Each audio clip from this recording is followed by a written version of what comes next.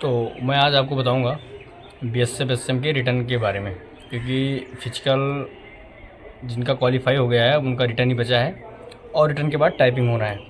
तो मैं आज आपको बताऊंगा कि मतलब रिटर्न में कैसे अच्छे से इम्प्रूव कर सकते हैं और कैसे ज़्यादा नंबर ला सकते हैं।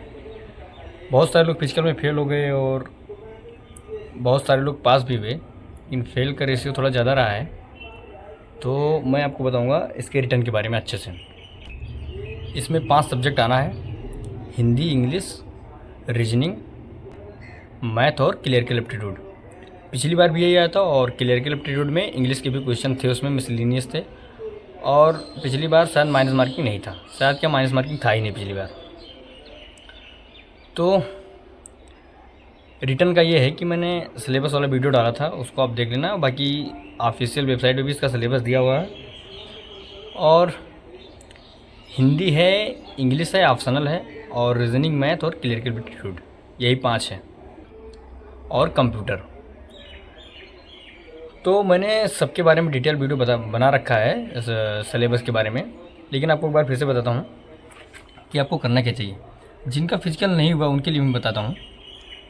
जिनका फिजिकल नहीं हुआ है कोई बात नहीं, इतनी सारी वैकेंसियाँ हैं, सिविल की जॉब इतनी ज़्यादा है, कलर की निकलती रहती है सेम लेवल पे, हाई कोर्ट ग्रुप सी तो हो गया, तो कौन कौन सा बहुत सारा जॉब है।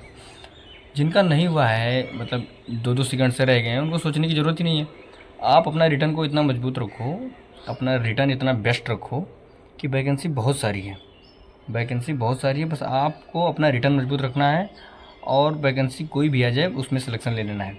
जिनका बहुत ज़्यादा इसमें मतलब रिटर्न मजबूत था, फिजिकल की वजह से सिलेक्शन नहीं हो पाया, 2-2 3-3 सेकंड की वजह से बाहर हुए, मैं समझ सकता हूँ कि भाई रनिंग बहुत टफ होता है, रनिंग बहुत टफ होता है। रनिंग निकालना अपने आप में बहुत चैलेंजेस होता है। जिनका निकल गया भाई उनको बहुत बहुत कांग्रेचुलेसन। अब उनके हाथ में है रिटर्न एग्ज़ाम। रिटर्न का सिलेबस तो मैंने डाल रखा था और कंटेंट यूट्यूब पे बहुत ज़्यादा अवेलेबल है। आप क्या करो, सब्जेक्ट का प्रिंट निकालो और टॉपिक वाइज लिखो। हिंदी का अलग, रीजनिंग का अलग, मैथ का अलग, कंप्यूटर का अलग, क्लियरिकल एप्टीट्यूड का अलग, और सबका अलग अलग लिख के टॉपिक वाइज पढ़ते जाओ। आज जैसे आपने संज्ञा पढ़ा, कल सर्वनाम पढ़ा, उस पर टिक लगाते जाओ और उसका पार्टिकुलर मॉक टेस्ट लगाते जाओ। इंडिविजुअल मॉक टेस्ट लगाओ, संज्ञा का अलग, इसका अलग, फिर सेक्शनल मॉक टेस्ट लगाओ और फिर फुल मॉक टेस्ट लगाओ। ऐसे आपका ज़्यादा इम्प्रूव होगा। तो सबसे पहले बताते हैं हिंदी का। हिंदी क्या है, हिंदी का आपका जो है सिलेबस आपको पता ही है। उसको आपको जो टॉपिक नहीं आता उसको यूट्यूब पे पढ़ लो। यूट्यूब पे बहुत सारे लोगों ने पढ़ा है, अत्यधिक कंटेंट है, कहीं से भी आप देख लो। ऐसे ही रीजनिंग का है, रीजनिंग तो प्रैक्टिस का खेल है। यही मैथ का है, और यही मैथ का है। मैथ का गगन सर पढ़ा है, आदित्य रंजन पढ़ा है, राकेश यादव का है, RWA का है। आपको क्या करना है कि बस यूट्यूब पे सर्च करना है, टॉपिक वाइज सर्च करो, जो नहीं आता है उसको लगा लो, बहुत सिंपल है। और फिर सबसे बड़ी बात है उस चीज़ का मॉक टेस्ट दे दो, वो टॉपिक ख़त्म हो गया। आपको कोई टॉपिक बनाओ, परसेंटेज आपको नहीं समझ में आता है तो परसेंटेज किसी का वीडियो देख लो, किसी का वीडियो देख लिए, फिर उसका मॉक टेस्ट लगा दिए, परसेंटेज खत्म। ऐसे ही एक एक करके आप सब खत्म कर सकते हैं। आपने कोई कोर्स नहीं लिया है तो लेने की ज़रूरत भी नहीं, यूट्यूब पे सब कुछ फ्री पड़ा है भाई, सब कुछ। और रहा कंप्यूटर। कंप्यूटर का मैंने वो PDF भी डाला था अपना, जो मैं बनाया था, उसका मतलब इम्पॉर्टेंट पॉइंट। बाकी आप नवीन सर का कंप्यूटर का प्लेलिस्ट है वो पढ़ सकते हैं। RW पे कई टीचर ने पढ़ाया, उसको देख लीजिए। कई सारे बुक आता है, ल्यूसेंट आता है कंप्यूटर का, उसको देख लीजिए।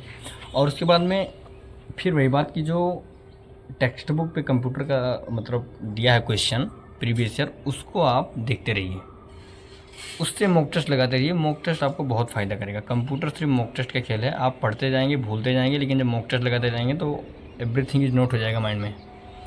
तो कंप्यूटर का मॉक टेस्ट लगाइए और यूट्यूब से पढ़ लीजिए, अपना नोट्स बना लीजिए। बाकी मैंने भी नोट्स दे दिया था टेलीग्राम वाले पे, तो उसको आप देख लेना।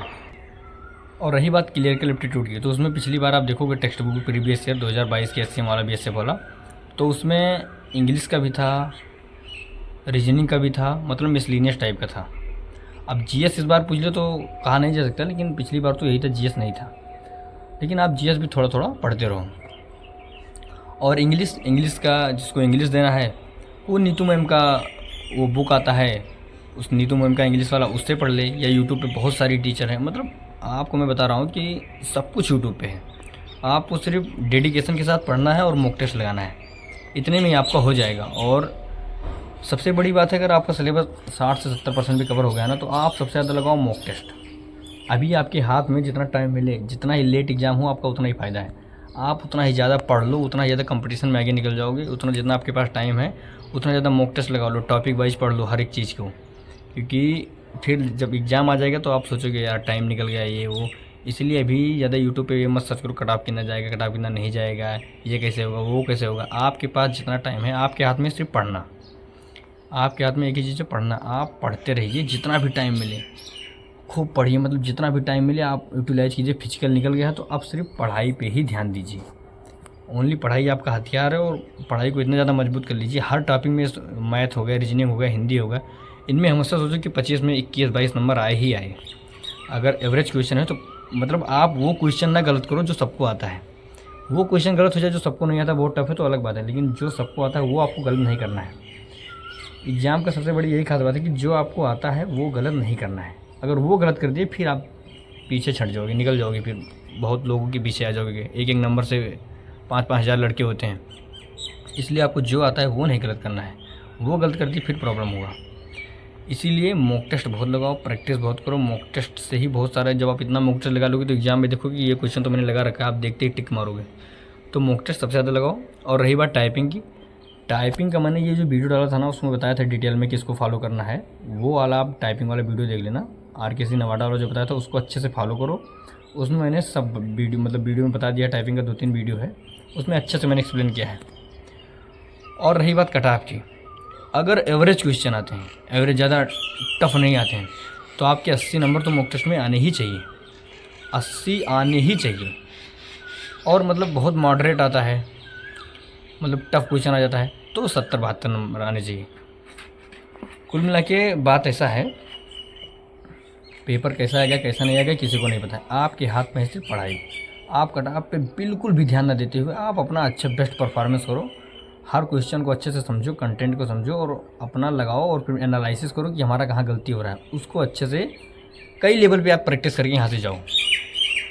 तो आपके हाथ में है पढ़ाई और बार बार प्रैक्टिस, बस यही 2 काम है, यही आप करो। और टाइपिंग का क्या है कि टाइपिंग अभी आप 40-40 मिनट सुबह शाम किया करो, क्योंकि टाइपिंग 1 महीने में नहीं आ जाएगा। ये एक्सपीरियंस का खेल है, इसमें थोड़ा सा अनुभव चाहिए, क्योंकि एग्ज़ाम में बैठने के लिए थोड़ा सा आपका अनुभव होना ज़रूरी है। इसलिए अभी से 40-40 मिनट करते रहो, फिर रिटर्न हो जाएगा, फिर 2-2 3-3 घंटा सारा दिन करते रहना, कोई फ़र्क नहीं पड़ता। लेकिन अभी रिटर्न को मेन फोकस करो और टाइपिंग को 40-40 मिनट 1-1 घंटा अपने एलिजिबिलिटी के हिसाब से सुबह शाम किया करो। कहाँ से पढ़े ये मैंने बता दिया, यूट्यूब पे सब कुछ है, टीचर वाइज है, सब कुछ सर्च करके आप पढ़ सकते हैं। बाकी 2025 के लास्ट तक या 2026 के जनवरी तक इसका पूरा वैकेंसी ख़त्म ही हो जाएगा। एक बार रिटर्न होने के बाद सब कुछ प्रोसेस में आ जाएगा, फिर मेडिकल हो जाएगा, फाइनल लिस्ट लग जाएगी आपका। 2026 के मार्च अप्रैल से ट्रेनिंग स्टार्ट हो जाएगा, फिर सब कुछ ख़त्म हो जाएगा, आप आ जाएंगे अपने अपने यूनिट में, ऑफिस संभालेंगे। इसीलिए भी आपके हाथ में है रिटर्न, और वैकेंसी बहुत अच्छी खासी है। फिजिकल में बहुत ज़्यादा लोग फेल हुए हैं, कट ऑफ ज़्यादा जाने की उम्मीद भी नहीं है, लेकिन आपको ये बिल्कुल भी नहीं सोचना है कि बहुत फिजिकल में फेल हो गए हैं, कट ऑफ ऐसा होगा वैसा होगा। आपको बहुत ज़्यादा नंबर लाने की कोशिश करना है, कि मतलब बाद में ये नहीं इसको देना पड़े कि 1 नंबर से मेरा नहीं हुआ, ये नहीं हुआ, वो नहीं हुआ।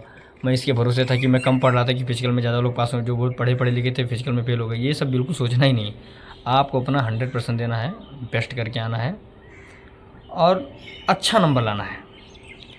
मैं एक बात बताया ना कि जो क्वेश्चन आप जानो वो एग्जाम में गलत नहीं होना चाहिए। बस बेसिक क्वेश्चन तो कभी गलत ही नहीं होना चाहिए, जो सबको आता है वो आपसे गलत नहीं होना चाहिए, नहीं फिर वो उनसे पीछे कर देगी।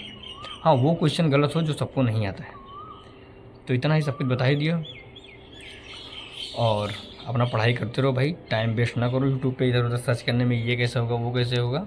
सब कुछ मैंने बता दिया, जो आपको समझ में ना आए वो पूछ लेना, मैं बता दूँगा। तो ठीक है भाई, अच्छे से अपना पढ़ते रहो और सिलेक्शन हो, यहाँ आओ, अपना काम करो। कोई बहुत बड़ी बात नहीं है, ठीक है, SCM में सिलेक्शन लेना कोई बहुत बड़ी बात नहीं है, UPSC का एग्ज़ाम नहीं है।